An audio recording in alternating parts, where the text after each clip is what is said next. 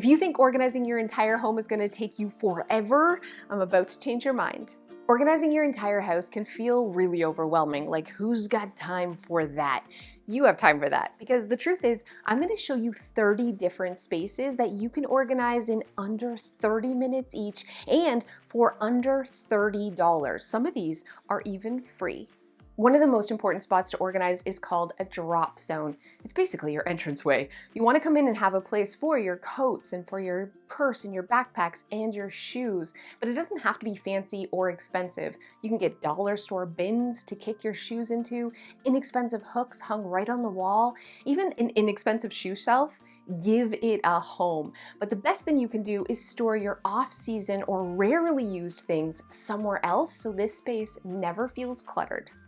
Organizing your memories, your special sentimental things doesn't have to be overwhelming, and it's super fast. Make sure you have a memory bin for each family member. You want like a large tote, and then just sort into it. Don't overthink this. And what I really recommend is having also a bin somewhere in your home, preferably your entranceway, that's kind of like memories to sort later. So if your kids come home with artwork or a report card, or you have an obituary or a special card, you can just toss it in your interim memory bin, and then you only have to sort one day a year. Organizing craft supplies can be super fast and easy when you have the right container, and I especially love these bento box style. Whether you're doing small things like beads or even big supplies, these big boxes are perfect. They stack, but don't buy them at Michael's. Go to your local hardware store. Even your dollar store has a lot of these bento box style containers on a budget, and you can organize everything from your vinyl right down to your pom-poms. Organizing books doesn't have to be overwhelming. You just have to create a dedicated home. It doesn't matter if you put them in rainbow colors or you organize by categories. The only thing that matters is you give them breathing room. So make sure you're decluttering the books you don't love or that you would never read again, and make sure you have a dedicated bookcase or shelf for them to go. The secret to organizing toys is called the sorted toy bin system, and you want to have containers that are about this size. I feel like 1 square foot is perfect. It's small enough for kids to handle without being too heavy, but it's large enough to macro organize. The real secret here is sorting into big macro categories, and make sure you're adding a picture or a big word label if your kids can read. This way they're never overwhelmed, they don't have to dump and make a mess, and toys are always staying organized.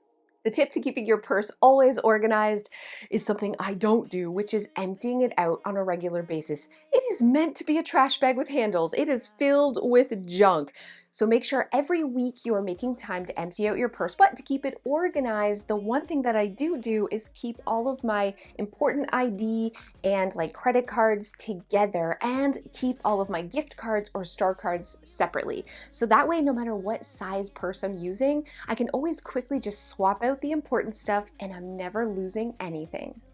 One of the most important areas that you have to organize is your important paper action file. This is really easy to do. Honestly, if you are like me and you just kind of want to hide it, a simple file box like this, throw in all the things that need to be signed or paid or filed. And if you're visual, going with an inexpensive magazine rack is like so fast and easy. It's all about giving it a home, but the real secret is every single week making a reoccurring date with yourself to empty the paper and deal with it. The secret to organizing your junk drawer, honestly any drawer, is heading to the dollar store and getting some of these little drawer dividers. Get as many as can fit snugly into your drawer. So take a little measuring tape and then organize into the bin. Like make each little drawer divider a different category. One for writing or office, one for tools, whatever you have in the drawer. This is the fastest and easiest way to organize any drawer, and you can do each one for under $10. You can organize all your food storage container in minutes with this really quick tip. The first thing is take everything out and match every bottom with a lid.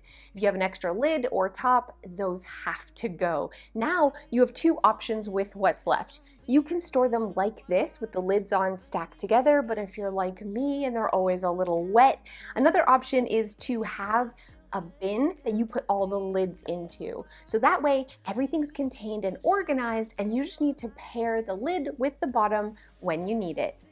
The best way to organize a freezer is definitely to have like the right container. And I love these containers. They're just $5.99 each, but because they're so tall and skinny, you can put all of your veggies, or one for steak, one for burgers. Organize each category into a different bin and they're never gonna crack. So it's keeping everything tidy and it's really visual too. These are great bin for organizing your freezer. You can organize your fridge in about 10 minutes with these 2 quick tips. The first thing you want to do is contain your condiments. So gather your mayo, your ketchup, mustard, and make sure you're either having like a drawer like this in the door or one shelf for all of your salad dressings, sauces. Keep those contained. And the second thing that you can do is designate every shelf for a different category. So one for dairy and cheeses, or one for leftovers, or one for fruits and vegetables. This is how you organize a fridge fast. It's not about the fancy containers, it's all about function.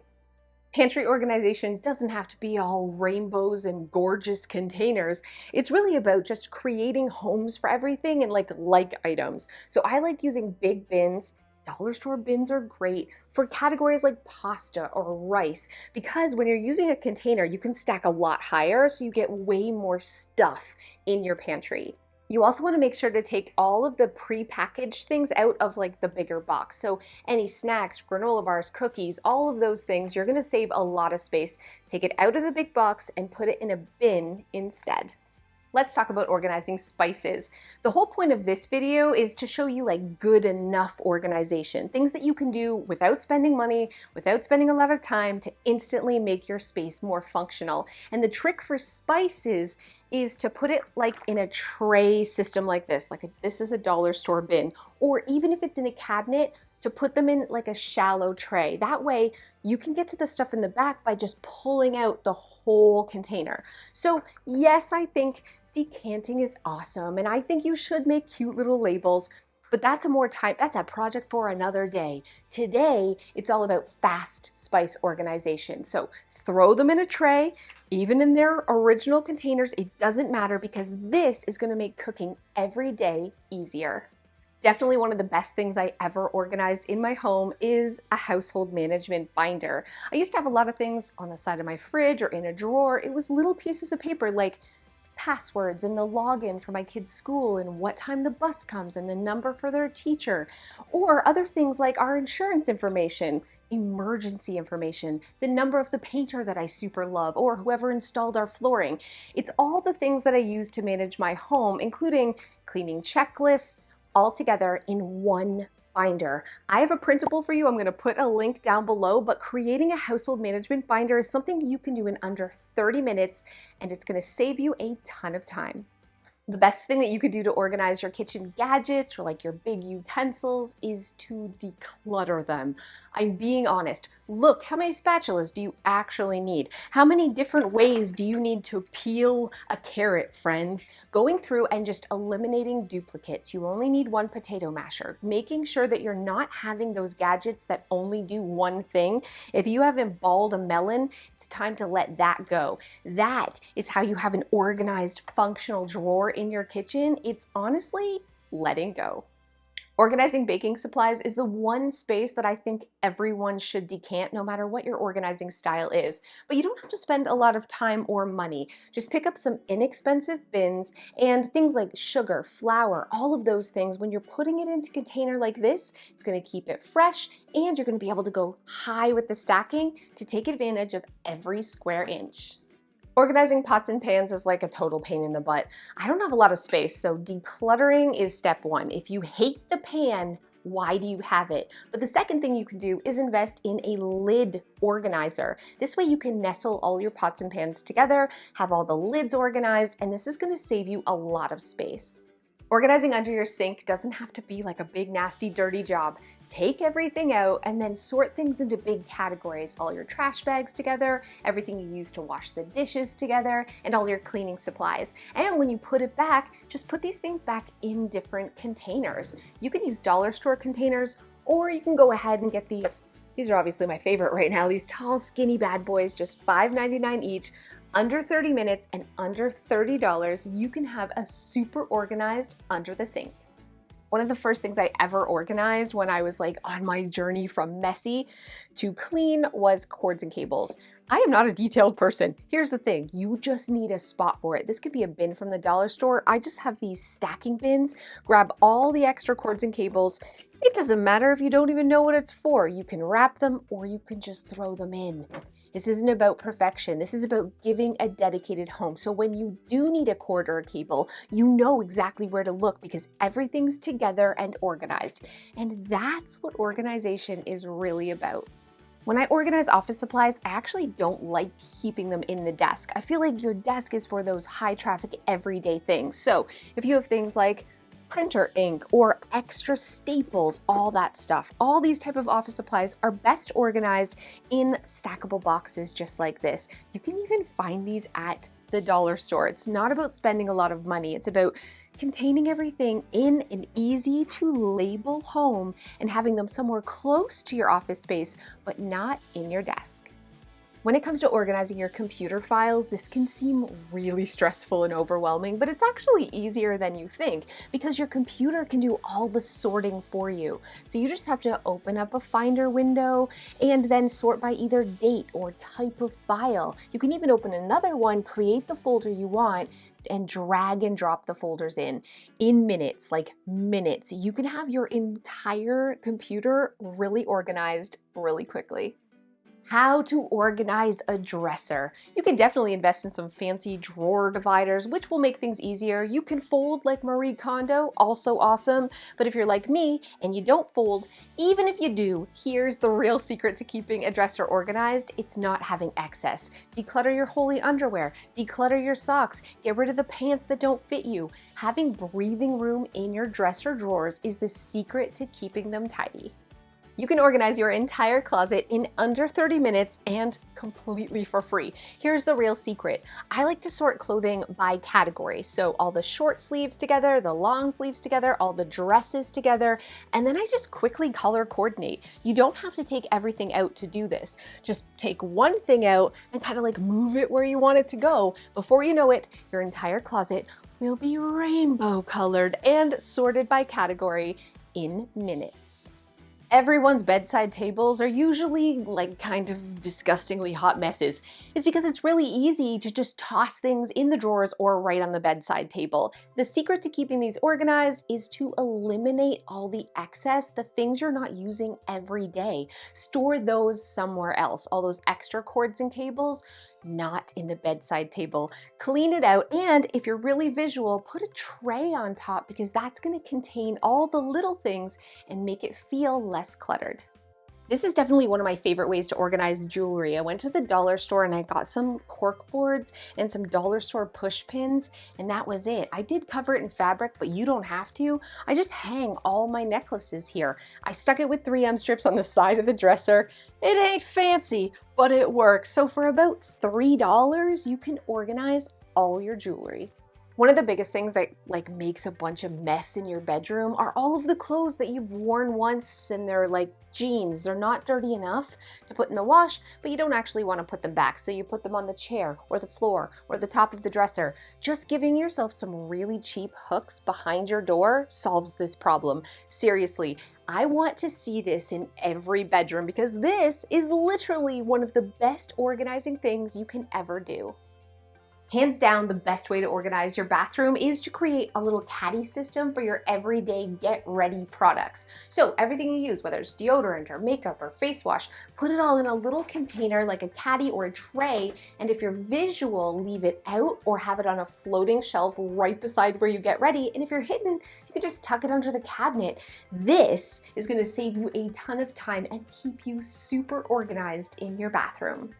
You can organize all your medication or your vitamins in seconds by literally just gathering them together. Get rid of anything that's expired and then create homes for the medication.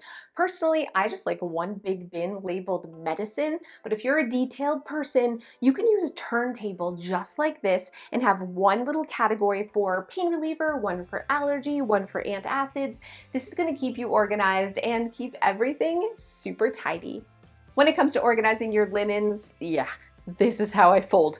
I don't care. My sheets are a hot mess sandwich. But if you fold or if you don't, organizing them is the same way. What I like to do is keep each set inside a pillowcase. This is the wrong pillowcase. Don't judge me. But both pillowcases, 4 pillowcases, whatever you usually use, the bottom and the top sheet, keep them all together inside the pillowcase so it's always together and organized. This looks like a meatball. Yours probably looks nice. The last thing I think you should organize, and probably the most important, is your time, organizing your day. And you can do this by every single day writing a short to-do list. You can meal plan every week, have a grocery list right beside your fridge so that you can check off things as you run out. Look at creating a more functional and streamlined life by doing a little bit of organization right now. So thanks so much for watching. Let me know in the comments below which of these spaces you want to organize today. I promise you, under 30 minutes. Stop procrastinating, get up, and take action right now. And I'll see you guys next time. Wait a minute. Also, if you could do me a solid and give this video a thumbs up, that is actually important. Like, YouTube likes that, and they think, wow, people must like this video. I'm going to share it to other people, which is helpful for me. And also, if you haven't subscribed already, maybe you might want to, because I'm a nice person. Also, I just bought a brand new house, so I have a ton of really awesome organizing content coming soon. Thanks so much, and I'll see you guys next time. Hey guys, thanks so much for those of you who have stayed to the end. So it's time for story time. Are you ready for this? This happened a couple of days ago. I went out with friends to a party. I left my children in charge of Penny. I got a photo a couple hours later of dog poo everywhere because they didn't take her out. And then I FaceTimed her and I just hear screaming, "She's rolling in it! She's rolling in it!" So I drove home. The next day, I'm busy. We're busy all day. We're packing, we're doing stuff. I'm out with Joe and I'm stressed and I haven't eaten and I start seeing lights, like little flickers, and I know that this means a migraine is coming. By the time we get home, Penny's eye is swollen like quasi-frickin' Moto. It's dripping goo. She looks, it's a thing. So I have to race her to the vet. The vet is like, hold her head. I'm gonna take her temperature where the sun doesn't. Penny's not a fan of things in her rectum. Some people, she's not a fan. So she bit me. She's never bit me. She was scared. Her eye was inflamed. It was a thing. So she just like bit my head. It didn't hurt, but I was like so stressed. I immediately went blind. True story, friends. Like not blind, but my like the flashing lights just became bright light. Like I couldn't see. I could kind of see outlines, but it was just like a bright light in my eye. So I had to call Joe to come and get me and get the dog. It was $400 for eye drops. Guess what the problem was? She got poo in her eye from rolling in her feces the day before, because this is my life, friends. And I'm in the back of Joe's truck and I'm hurling into a garbage bag, or just like a grocery bag, hurling. It's dripping out the bottom. The dog's eye is dripping. And Joe just comes in there and he's like, "Oh, why is every day like this?" And it is. And it is. But the point of this story is, I'm curious if you've ever had these type of migraines before. Not all the other stuff. These type of migraines. It starts with flashing lights. Then I usually go completely blind or like partly blind, but still no pain. Then comes the hurling. After the hurling, it's daggers in my head for like maybe 2 hours, and then I'm completely fine. What is happening? Is this a normal migraine experience? Let me know in the comments below if you've ever experienced this before. It's weird, friends. And afterwards, I'm always like, did that cause permanent brain damage? Because that is not normal. Anyways, thanks so much, and I'll see you guys next time.